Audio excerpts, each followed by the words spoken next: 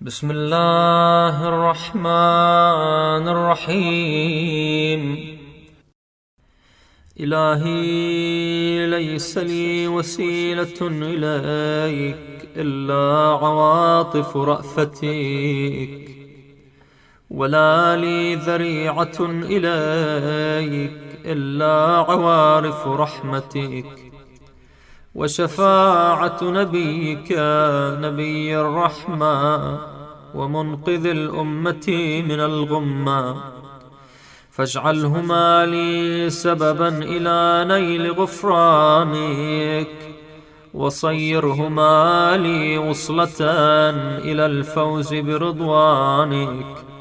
وقد حل رجائي بحرم كرمك، وحط طمعي بفناء جودك، فحقق فيك أملي، واختم بالخير عملي، واجعلني من صفوتك الذين أحللتهم بحبوحة جنتك، وبوأتهم دار كرامتك، وأقررت أعينهم بالنظر إليك يوم لقائك،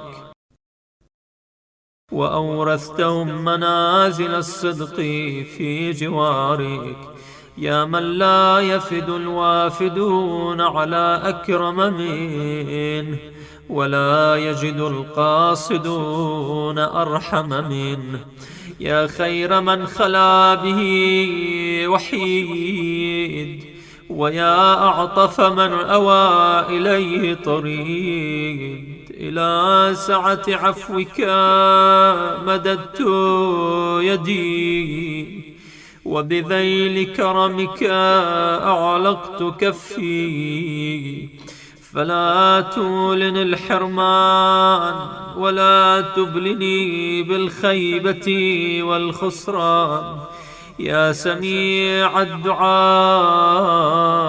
يا أرحم الراحمين.